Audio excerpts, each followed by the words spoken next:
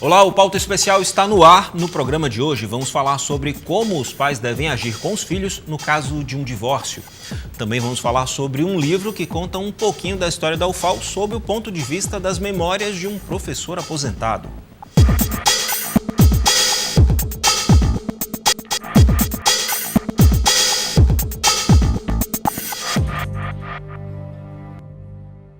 Quando se tem filhos, o processo de divórcio acaba se tornando mais doloroso, principalmente se esses filhos são pequenos. Mas como é que o casal deve agir? Qual é a melhor forma de contar para as crianças? Quem vai tirar essas e outras dúvidas é a psicóloga especialista na infância e adolescência, Lara Costa.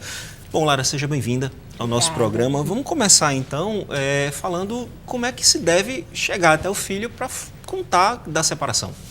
Certo. Não existe uma fórmula, né, uma receita. O que é que acontece? Esse processo geralmente acaba sendo um momento estressante e doloroso tanto para o casal quanto para os filhos. Porque ao mesmo tempo que o casal ele está querendo sair desse relacionamento que geralmente não está sendo muito saudável, né? Ao mesmo tempo, eles amam os filhos e não querem que eles sofram, que eles se machuquem com todo esse processo. Então, fica nesse embate e, assim, realmente não existe uma receita, mas a gente tem como dar algumas orientações de como pode ser passada essa notícia para as crianças de uma forma que seja menos dolorosa e que minimize o impacto, né, dessa decisão e dessa notícia, dessa nova formulação da família na vida dessa criança. Vamos tentar então destrinchar elas, né? Você falou que os pais querem se separar, mas tem a contrapartida aí, que nem sempre os filhos querem que essa separação aconteça, né? Então, vamos lá, no caso de uma separação que está caminhando, como é que o casal chega para esses filhos? Dá para programar essa maneira de falar? Então, existe milhares de contextos, né, que vão envolver aí. A gente não tem como especificar para cada contexto. Mas, de uma forma geral, é importante que o casal ele tenha, eu não vou dizer 100% de certeza, mas 99% de certeza dessa decisão para poder chegar a contar para os filhos, né? Porque envolve brigas normalmente ou não, né? Tem várias situações aí.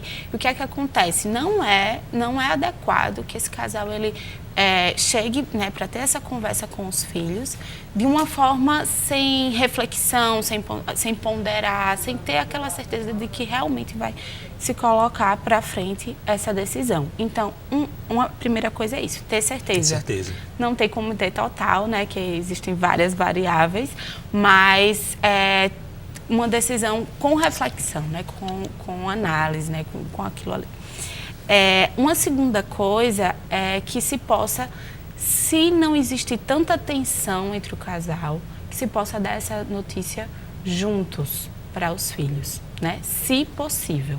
Se não, que pelo menos se conversem numa narrativa que seja semelhante. Entendi. Os dois têm que ter o mesmo discurso. Exatamente. Mesmo que em momentos separados. Porque se o pai conta de uma forma e a mãe conta de uma outra, pode ser que gere uma confusão para a criança e aí vai ser mais complicado, né, de passar por essa situação. Então, que pelo menos haja esse diálogo para poder ter um discurso semelhante de como falar. Uma outra coisa importante é que se evite, vamos pensar assim nos momentos que são mais propícios, que se evite dar essa notícia em épocas comemorativas, como Natal, Ano Novo, nessas datas festivas. Mas por quê? Porque o que é que acontece? Tanto as crianças como nós mesmos, né, os adultos, a gente associa muito, né, situações com as datas. Então, o que é que acontece? Todos os anos eles vão passar por essas datas e vão acabar associando aquelas datas que são normalmente associadas à alegria com um momento difícil da vida deles. Dependendo de como foi esse divórcio, aí é que aquela data vai se tornar uma data triste por muito tempo aí. Exatamente. Na vida desse menino ou dessa menina. E pode gerar até um trauma. Falando em trauma, que tipo de prejuízo pode trazer para o filho, aí seja criança, seja adolescente, vamos destrinchar, no caso de separação? Então, se essa notícia ela não for abordada com o cuidado necessário, pode ter um impacto grande na vida dessa criança, no sentido de comportamental, né? A criança pode começar a apresentar comportamentos opositivos e desafiadores, com raiva, porque ela vai ter dificuldade, pode ser que ela tenha dificuldade de lidar com as emoções naquele momento, principalmente se não for bem explicado, né? Eu costumo dizer que a melhor forma é realmente falar o que está acontecendo, com cuidado, com delicadeza, com esses cuidados que eu acabei de colocar, mas falar a verdade, né? Olha, o papai e a mamãe, em um momento antes de você nascer, eles se conheceram, né? Essa pode ser uma forma. Eles se conheceram, se apaixonaram e decidiram se casar. Hoje a gente não tem mais essa paixão, esse amor, e a gente está brigando, a gente não está se entendendo tanto. Então a gente decidiu que o melhor é a gente não estar mais casado, não estar mais como marido e mulher. Mas isso não quer dizer que a gente vai amar menos você, que a gente não vai mais te ver, a gente vai... E aí, nesse momento da conversa, explicar como que vai ser. Quanto tempo vai ficar com um, quanto tempo vai ficar com o outro. Se vão ter duas casas, se não vai ter, né? Como é que vai ser? Porque vão surgir várias dúvidas na cabecinha da criança. Será que eu vou precisar escolher o papai ou a mamãe? Será que eu vou precisar escolher quem eu vou amar? Eles vão brigar por mim? Eu vou perder o meu quarto? Eu vou sair da minha escola? Eu vou mudar de cidade? Então, se a gente tem em mente que vão surgir essas dúvidas, né, a gente já pode incluir isso no momento em que se conversa com a criança. Você falou uma coisa importante, que é falar a verdade, né? A gente pensa que criança não percebe, mas criança percebe tudo. Capta tudo. Então, a partir do momento que se fala a verdade ali, essa criança fortalece o vínculo de confiança com os dois genitores, no caso. Exatamente. E aí, a criança ela já aprende, se os pais tiverem um bom diálogo com ela, né, que essa decisão que eles estão tomando é para que não haja... para que aquela tensão não se perpetue, né? Porque é uma decisão ponderada, que eles pensaram, que foi o melhor, que é o melhor para ela também naquele momento, e que principalmente, que é algo assim, eu acho que é a dúvida que mais vem para a criança, é a questão da ligação. Não é porque o papai e a mamãe não estão mais como marido e mulher e casados que eles vão ser ex-pai ou ex-mãe dessa criança. Tem que deixar isso muito claro, que o vínculo entre eles não se acaba, como nesse caso pode estar acabando o de marido e mulher. É deixar claro e no pós-divórcio cumprir o acordado, né? Porque aí entra todo um segundo processo aí de adaptação à nova casa, né? Tem todo um processo. Isso. A criança ela precisa de um mínimo de estabilidade. É uma necessidade básica de toda criança. Então, imagina aí que ela está num processo aí que é complicado também para os pais. Os pais, eles estão passando por um momento doloroso, mas eles têm que estar com um passo à frente de resiliência em relação à criança, né? A gente entende que tem essa dor, que tem um sofrimento, mas eles têm que tentar se reequilibrar minimamente para poder passar essa estabilidade para a criança. Então, assim, numa situação onde pais não se falam, eles têm que pensar em formas mínimas de manter o diálogo. Porque o que é que vai existir? Se existem duas casas, essa criança tem a casa da mãe e a casa do pai. E aí ela passa um tempo com a mãe, passa um tempo com o pai.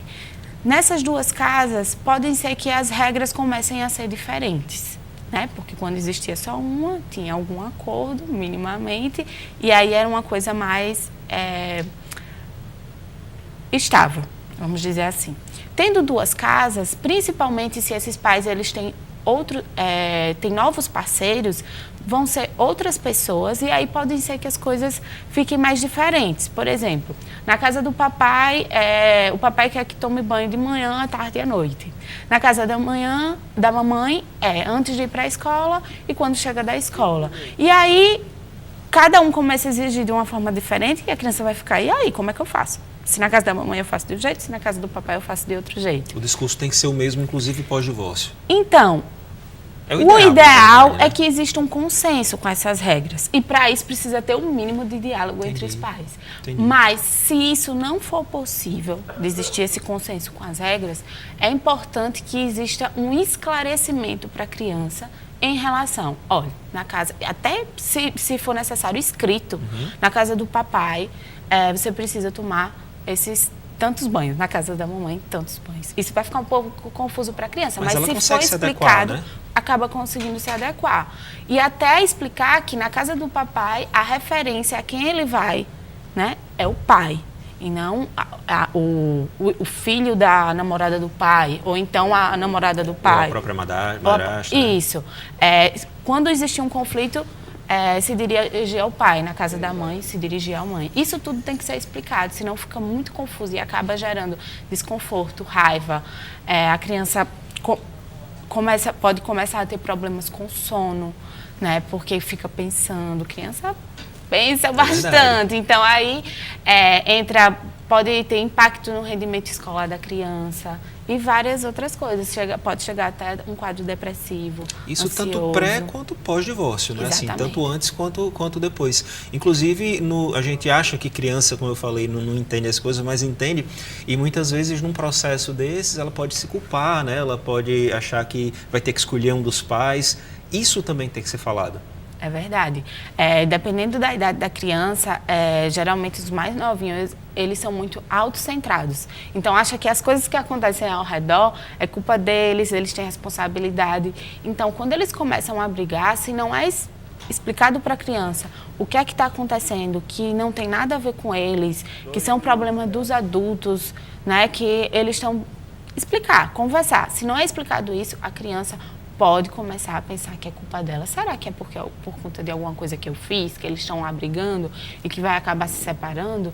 Então, aí realmente é um ponto muito delicado que precisa ser explicado e conversado. Tudo é o diálogo, né? Tudo é o diálogo. E dá um trabalho danado. Eu imagino que, assim, numa situação dolorosa como essa, onde o pai e a mãe está tendo ali vários conflitos, né? Dor, sofrimento, pode até eles mesmos estarem num processo depressivo, não sei, né? Várias situações.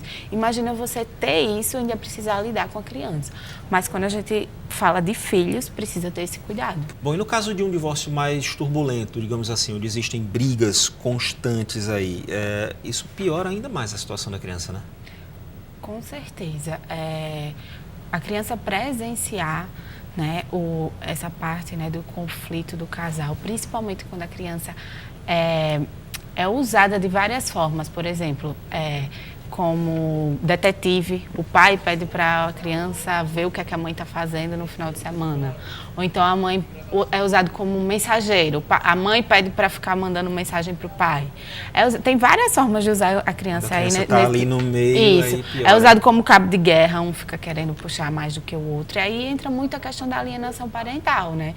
No sentido de quando isso começa a se agravar,